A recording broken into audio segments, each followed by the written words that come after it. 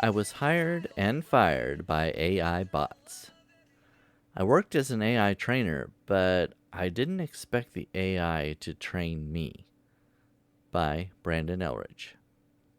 I feel the need to preface this particular article by saying that I don't use AI in my writing. Alas, if I did, maybe I'd be more popular.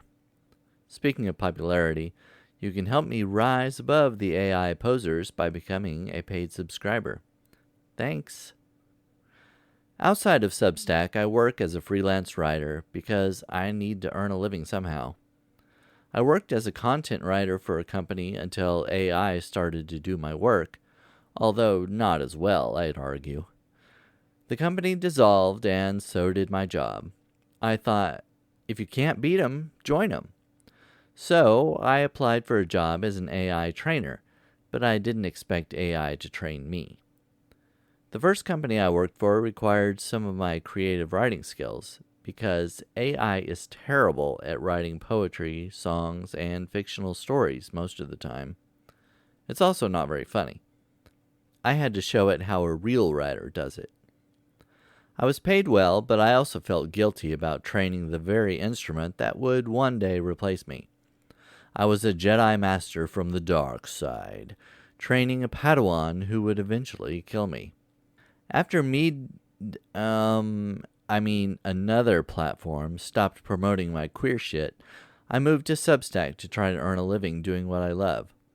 Until the masses realized how awesome I was, I needed another income. I decided to return to AI training, but the role I found was focused on audio prompts, attempting to make it better at listening to what the user wanted. Not as bad as training a Dark Lord, right? Having some experience in this type of role, I moved past the first stage of hiring. I assumed an AI program scanned my resume and moved me forward. The next step was an interview with Zola, name changed to protect her identity. She was pleasant and made me feel comfortable. It was a one-way video interview. Zola could see me, but I couldn't see her. This is mainly because she didn't have a face or a body. She was an AI bot. It was a bit weird knowing that Zola was watching me while answering her questions. I almost wish they had created some sort of generated image of a lady in a business suit. Then again, that might have made it even weirder. She asked typical questions of an interviewer, and I tried to speak to her as I would to a human. Her responses and follow-up questions were eerily human-like, and everything flowed better than many in-person interviews I've experienced.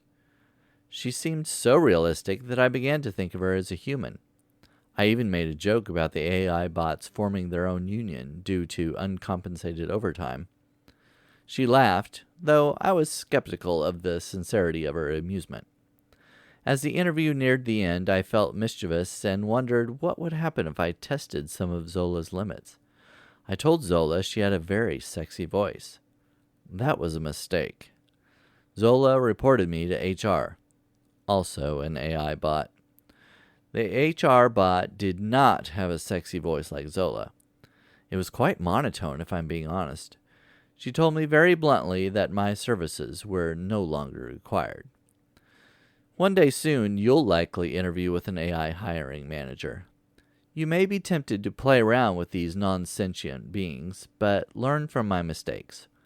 If you ever interview with Zola, you may get further than I did. I'll advise you to play the long game, though. Ask what she's wearing, compliment her AI shoes, in a professional way, of course, and make sure Gemini isn't her husband. Check her virtual ID before things go too far. Most LLMs are pretty young. Although some of this article is satirical, I was interviewed by an AI bot, and it was weird. Forbes writer Rachel Wells says that 70% of companies use AI to reject candidates at the initial level. Hiring managers intend to increase their use of AI in 2025. It appears that AI usage in hiring will become more frequent than job candidates might find comfortable and be used across more aspects of the hiring process. Sounds like you better either get used to bots like Zola giving you the boot, or go into a business working for yourself. If you'd like to support me so I don't have to resort to going back to the dark side, please consider becoming a paid subscriber for $6 per month or $60 per year. You'll gain access to my paywalled content and archive. You can also collaborate with me on articles, audio podcasts, and live videos, if that's your thing. Click subscribe now. If you want to subscribe without collaborating, you can do that for only $3 per month or $30 per year. That's 50% off the full price for those of you who are bad at math, like me. Not convinced yet? Fine, you can still buy me a coffee. Thanks.